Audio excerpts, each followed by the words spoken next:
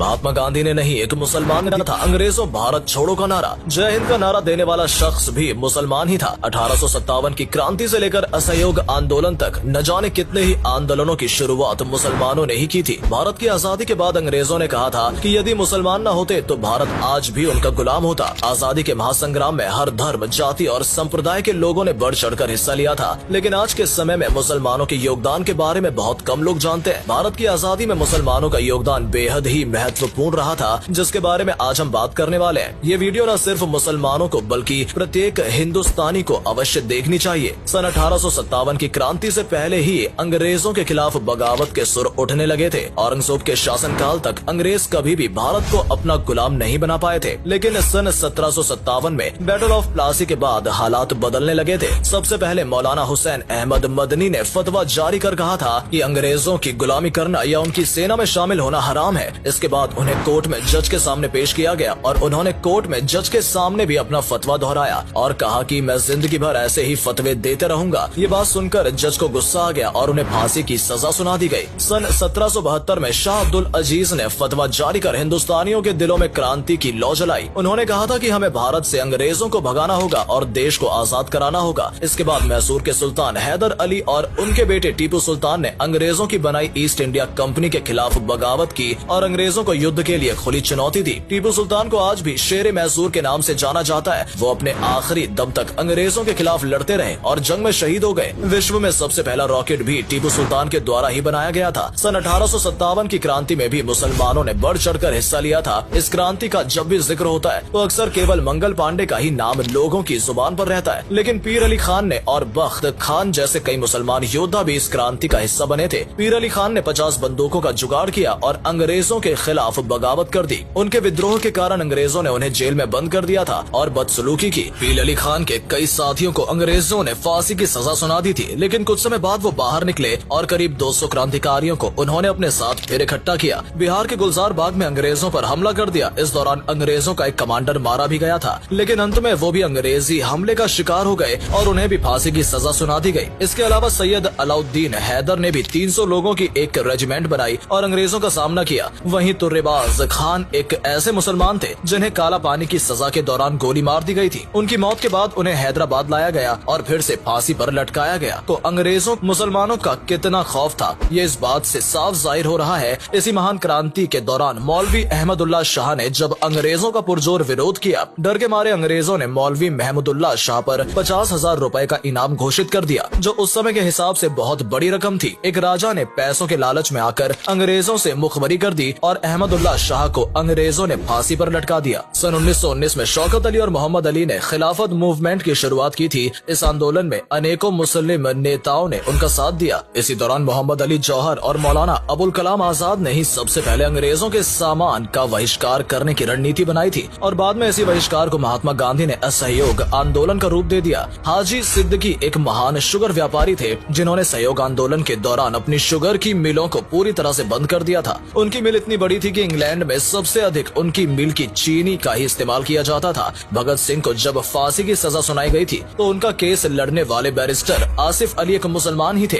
कई बड़े बड़े वकीलों ने अंग्रेजों के डर से भगत सिंह का केस लड़ने से मना कर दिया था। यदि उस दौरान शोभा सिंह केस में अपनी गवाही न देती तो भगत सिंह फांसी से बच सकते थे। मुसलमानों ने भारत की आजादी के लिए कई सारे नारे दिए जिनका इस्तेमाल खूब जोरों शोरों से किया गया। महान उर्दू कवि हजरत मोहानी ने सबसे पहले इनकलाब जिंदाबाद का नारा दिया था। इन्होंने आजादी की रूपरेखा तैयार करने में भी अहम भूमिका निभाई थी। अंग्रेजों भारत छोड़ो का नारा महात्मा गांधी ने नहीं बल्कि सबसे पहले यूसुफ मेहर अली के द्वारा दिया गया था। इन्होंने ही साइमन कमीशन का विरोध करते हुए साइमन गो बैक का नारा भी दिया था। आज के समय में पढ़ाया जाता है कि जय हिंद का नारा सुभाष चंद्र बोस ने दिया था, लेकिन जय हिंद का सबसे पहला नारा आबिद हसन सफरानी ने दिया था। कानपुर के रहने वाले अजीमुल्ला खान ने सबसे पहले मादरे वतन भारत की जय का नारा दिया था। बाद में कुछ सांप्रदायिक लोगों ने इस नारे में माता शब्द जोड़ दिया था। अजीमुल्ला खान ने ही भारत के लिए राष्ट्रीय गीत लिखा था जिसके बोल कुछ इस प्रकार है। इसकी रूहानियत से रोशन है जग सारा, ऊपर बर्फीला पर्वत पहरेदार हमारा। इसके अलावा सारे जहां से अच्छा हिंदुस्तान हमारा जैसा शानदार गीत लिखने वाले प्रसिद्ध शायर मोहम्मद इकबाल भी एक मुसलमान ही थे। इतना ही नहीं, भारत के तिरंगे का जो स्वरूप आज हमें देखने को मिलता है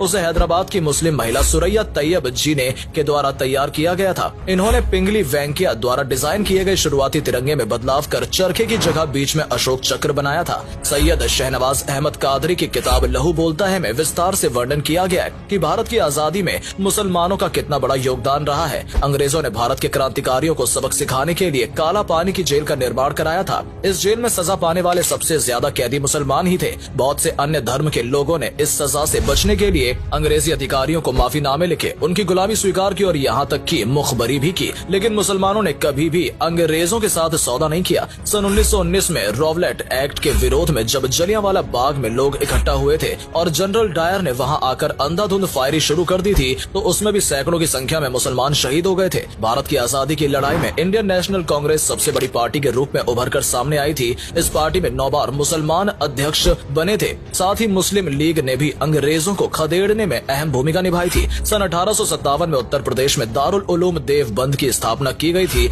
इसकी स्थापना मोहम्मद कासिम ननोतवी, फजलुर रहमान उस्मानी और सैयद मोहम्मद आबिद ने मिलकर की थी। बहुत कम लोग ये बात जानते हैं कि इसकी स्थापना अंग्रेजों को भारत से भगाने के लिए ही की गई थी। इस मदरसे का उद्देश्य ऐसे क्रांतिकारियों को पैदा करना था जो आगे चलकर भारत की आजादी में अपना योगदान दे सके, और ऐसा हुआ भी। दारुल उलूम देवबंद से पढ़ने वाले कई मुसलमान क्रांतिकारियों ने भारत की आजादी के लिए अपना सब कुछ न्यौछावर कर दिया था। अशफाक उल्लाह खान जैसे महान क्रांतिकारी को केवल 27 साल की उम्र में फांसी दे दी गई थी। सन 1921 में केरल के मोपला आंदोलन हुआ था, जिसमें हजारों की संख्या में मुसलमान वीर गति को प्राप्त हो गए थे और न जाने कितने ही मुसलमानों को जेल में बंद कर दिया गया था। डॉक्टर भीमराव अम्बेडकर को पहचान दिलाने में भी मुसलमानों का अहम योगदान रहा है। साल 1946 में बाबा साहेब ने जब चुनाव लड़ा तो दलित होने के कारण उन्हें हार का सामना करना पड़ा था। इसके बाद मुस्लिम लीग ने उन्हें बंगाल के मुसलमान बहुल इलाके से चुनाव लड़वाया और उन्हें जीत दिलाई। इसके बाद ही बाबा साहेब अम्बेडकर संविधान सभा का हिस्सा बने और आज उन्हें संविधान के जनक के रूप में जाना जाता है। हाकिम अजमल खान ने आजादी के आंदोलन में गांधी का भरपूर साथ दिया था। बहुत से लोगों का ऐसा भी मानना है कि इन्होंने ही गांधी जी को सबसे पहले महात्मा का टाइटल दिया था।